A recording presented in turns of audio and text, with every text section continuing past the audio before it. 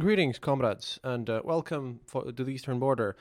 I'm sorry if I sound a bit different right now. I, again, am now using my travel microphone. I got the wire that I needed last time, and, I hope that this whole thing finds you well.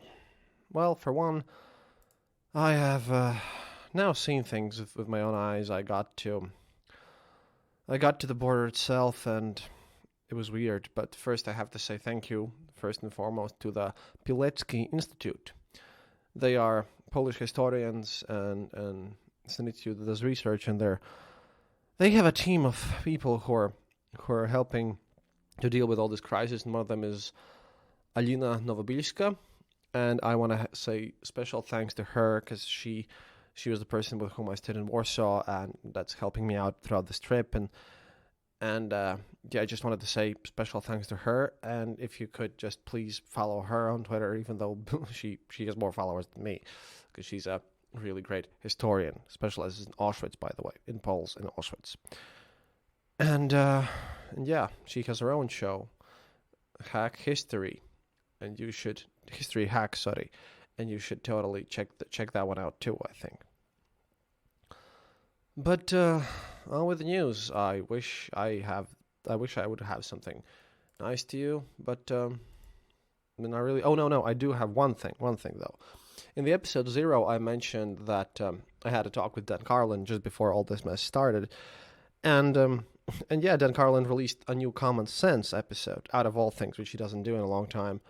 And although apparently he also didn't record that conversation, do listen to it.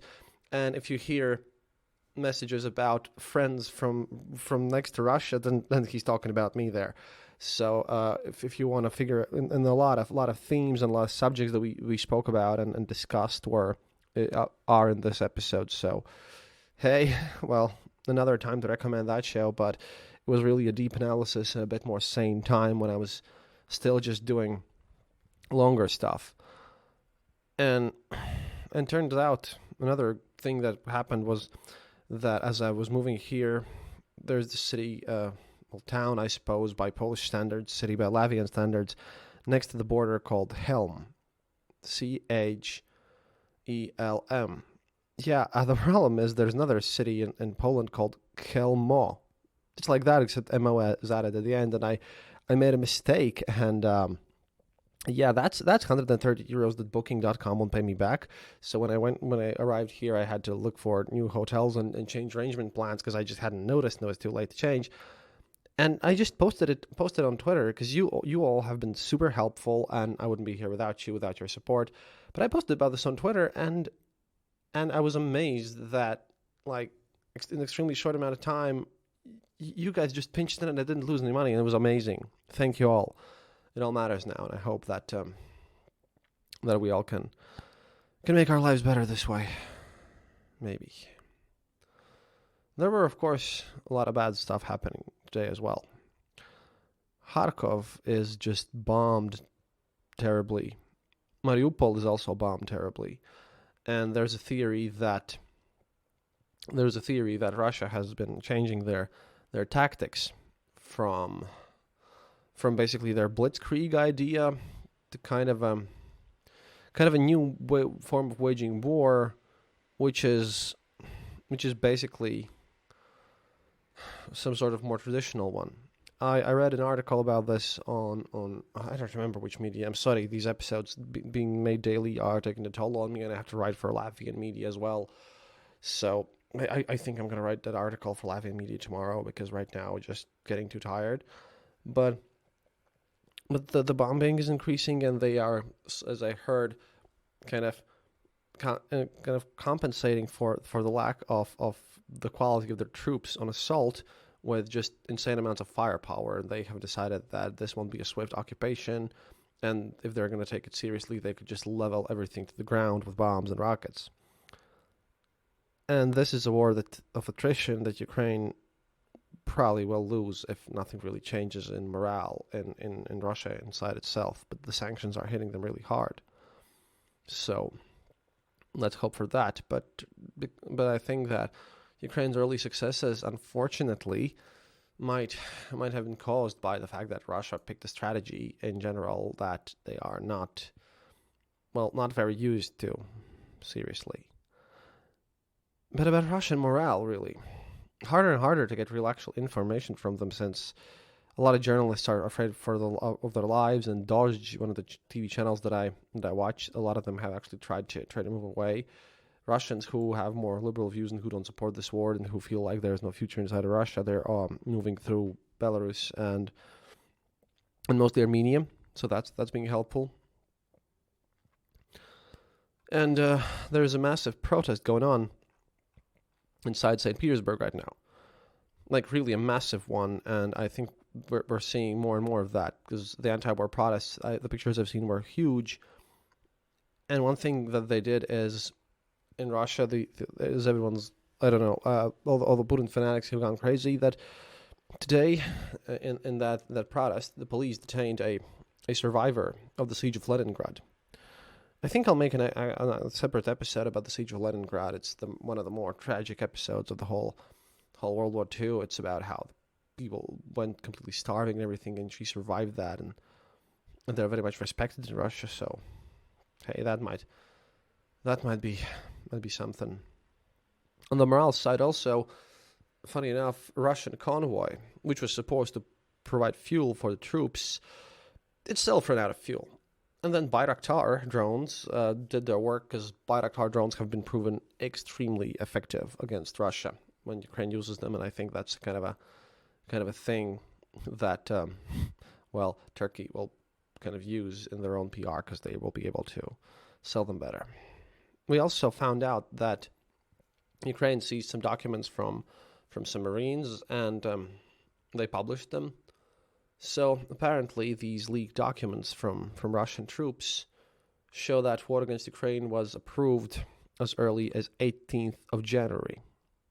And the initial plan was to seize Ukraine in 15 days, starting from the 20th of February to 6th of March, which also just proves again the theory that, yes, all the leaks that we had from Pentagon and from all the secret services of the United States, that they were truthful, that they really meant something. So that's an important thing to remember. And that's a really crazy thing. But again, about the morale, well, for one, a Russian businessman who lives in Israel has now offered a 1 million bounty on Putin. And I listened to kind of Nevezorov's commentary on this whole matter, because again, there was quite a lot to absorb, and there's a lot to absorb these days.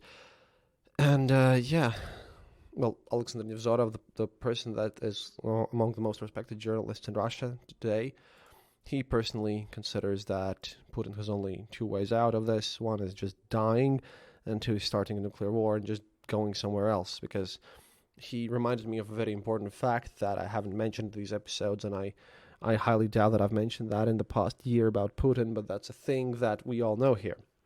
If you remember what happened with Kursk, the submarine that, flew down, that sunk, Putin just smiled and stated, well, it sank, when asked what happened to it. Putin has not admitted defeat or the fact that he's failed at anything at all during his reign, that I highly doubt that he'll do it this time. Meanwhile, life in Russia itself is deteriorating super, super quickly. And a lot of people are packing up and leaving the country, those who can. Their cards are being blocked, and there's huge lines at the ATMs, and there are massive, massive rumors that borders will close soon, and there's a sense of panic inside of Russia as well. So, I don't know. I highly doubt that any individual sanction will force Russians to really change something. However, in total, there's some sort of awakening maybe happening in the Russian nation. And I think it may be a good thing, because, again, and I repeat this is Putin's war. And Russians themselves, they've been victims of Putin for many, many years, and a lot of them don't want this war. And those who maybe do, they've been fed disinformation for all this time. Russia's censorship is pretty bad. So it's important to get the word out to them as well. Meanwhile, Putin's supporters are now posting videos about how they destroy all the iPhones and all that stuff. It's just a bit hilarious, really. And it's kind of like that one time, which I definitely mentioned on the show, and some sort of grannies who were super pro Putin. Well, they went out and burned fake dollars, and it was crazy. Another important fact is about the maps, because again, I continue posting on the Eastern Border Twitter. Please follow that, and also please spread this show out. I hope it reaches as many people as possible, because I've seen ridiculous amounts of half-truths and people who just post stuff that's not verified, or sometimes you have to post stuff that is a level of rumors, but you have to follow up on that at least afterwards and make it clear. But there's a lot of experts around these parts. And yeah, if I was maybe angry and venting on episode 4 right now, I just don't have the strength for that at all anymore. One thing about the maps, though, if you see maps which have like all the red on them with the Russian occupation, remember that the Russian army is moving by the roads, and a lot of the land that you see painted red is a land really not controlled by anyone. That's where the locals are fighting back, and that's where the Russians are moving. They control the roads, and they control what they are, and they attack cities, and they don't really succeed at holding the territory. They're not policing all that land that you see conquered. They're moving by the roads and doing things to the cities. Of course, there are heavy battles, and Russians are now having some success in Donetsk and Lugansk, but even there's civil resistance over there, which is just amazing. But yeah, I'm in Helm now, and I got myself a hotel where to stay, and contacted the local press and everything. And I wanted to just pull out, as I arrived here, I just wanted to pull out my camera with me and start interviewing people, everything. But I have to give myself a bit of rest, because this is really, really tiring. Finally going to have some sleep. But this was really a reality check. If Warsaw seemed like slightly more normal and going to the border, like in a controlled group, was one thing, then this is different. And you're in this border town, super close to both Belarusian and Ukrainian borders, and it's full with refugees. And while I was at the reception, when I finally found a place to stay, and yeah, I had to take a number that was designed to be some sort of luxurious number for families, and I only got it because some of the hotels here have just they've left like extremely few numbers, like few rooms open, since everywhere like it's full with refugees, insanely full with refugees, and yeah, it took me a bit of, shall we say, if you remember how I called the funds that I'm collecting for this trip, if you remember the first part of that saying, because I don't know, I don't want to speak too loud, but it took a bit of a not exactly legal means to get this, because if you look at Booking.com at Helm, it's all closed. But they had a number which was kind of unsaved. I paid quite a lot for this, but it's worth it. And yeah, I'm definitely going to help the locals, because while I was at the reception and dealing with all this mess, just so I can report to you, a lady with kids came down and asked how and where can they get some food, as their cards don't work, because they had gotten Russian cards. Some of them had even like money in hand, and if they would have if they could access it, that would be nice. But they were told that they're just basically the hotel is accepting, like they're accepting help from the locals, and locals are giving it to them, which is nice. And there's a lot of stuff I think I'll see in the refugee camp. But right now, this is basically a refugee camp, just in a different form. People are scared and worried. And there was a dialogue in Polish that I really didn't understand, but I understand what she said in Russian, and it was just so weird, surreal. And I asked her if I could interview her later, and she said yes, but I haven't managed to find her. But I'll definitely be helping these people as much as I can, because it's one thing that when you speak about it from all the news and from Russian sources and everything, and when you see it in Warsaw, and even there it's looking a bit surreal. But when you see something like that in person, then I have no words. I cried, and like I said, this is taking a toll on me. But I'll manage, because I do what I can, and I try to help as much as I can. Another interesting thing about about this is that there were news coming in, and it's in the Ukrainian YouTube channels, the ones that are in Ukrainian, which I take a lot of effort to actually translate because I speak Russian. I'm not fluent in Ukrainian, but I can understand it if I focus hard enough. So apparently there are news that Russia will spread some deepfakes, they're preparing deepfakes with Zelensky's surrender, which is not going to happen, but they're going to have talks tonight, this evening. So I hope that they're pretty much safe. Meanwhile, there's a town in Ukraine called Energograd, which is an energy city, basically. Or there's the largest nuclear power plant in Europe. And there were a lot of people standing in the roads today in lines and just standing in front of everything that was happening there, in front of all the things. And apparently the Russian soldiers had opened fire on them, on these unarmed civilians, and also had thrown grenades at them. The video I saw was only a smoke grenade, but there are reports, and some things might happen. One thing that I was told that could be really, really useful to you guys is that to give you a sense of scale about things. Now, Kiev is about the size of Chicago, or Paris if you're in Europe. That's about the size of Kiev. There's like 2.6 million people living there. I've been there, so I know. Kharkov is the size of Philadelphia. I can't vouch for that because I haven't been to Kharkov, but maybe that'll explain some things. And Mariupol is the size of Oakland. Apparently, I would say Mariupol is about the size of, I don't know. Well, from places where I've been, Mariupol it's a touristy town. It's quite big, but maybe that helps for you. I only have the scale for Kiev being about the size of Paris, but yeah, maybe this helps you understand everything more. Also, I had an occasion where in Romania a MiG-21 vanished from radar of the coast of Black Sea. And Sweden reported that there are Russian planes breaching NATO airspace. Well, Swedish airspace, not NATO. But there was a rumor that they could do that. They could make some provocations on non-NATO countries.